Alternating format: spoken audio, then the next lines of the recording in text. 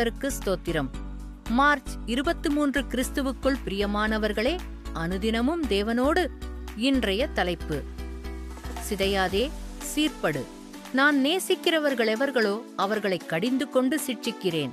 வெளிப்படுத்தல் 3:19. அன்பின் வெளிப்பாடே சிட்சை. அன்பான தேவ பிள்ளைகளே, பெற்றோர்கள் சிட்சிக்காத பிள்ளைகள் உண்டோ? உண்மையான அன்பு தவறுகளை சுட்டிக்காட்டி சீர்படுத்தும்.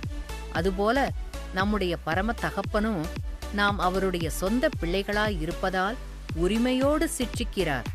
தேவனுடைய சிட்சை என்பது நம்மை காயப்படுத்துவதற்காகவோ கஷ்டப்படுத்துவதற்காகவோ அல்ல.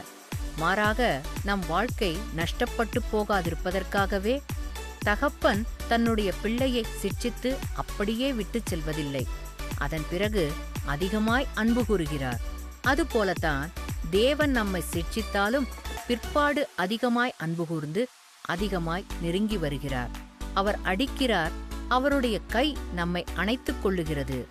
அதிலிருந்து நம் தவறுகளை உணர்ந்து கொண்டு நம்மை சீர்படுத்திக் கொள்ள வேண்டும். சிட்சை இல்லாத எவரும் தேவனுக்கு பிள்ளையாக முடியாது. சிட்சை தரும் சீர்பாடும் கனமும். தேவன் கீழ்ப்படியாத யோனாவை சிட்சையினால் சீர்படுத்தி மீனின் வயிற்றில் மறைத்து வைத்து அவனை நோக்கிக் கொண்டிருந்தார். யோனாவின் மனம் மாற்றத்தினால் தேவன் மகிழ்ந்து அவனை மகனாக எடுத்து நிறுத்தினார். தாவீது ராஜா செய்த அநேக தவறுகளில் தேவன் அவரை அடித்தார். அதனால் தாவீது தான் செய்த தவறை உணர்ந்து கொண்டு சீர்பட்டு தனித்துவமாக விளங்கினார்.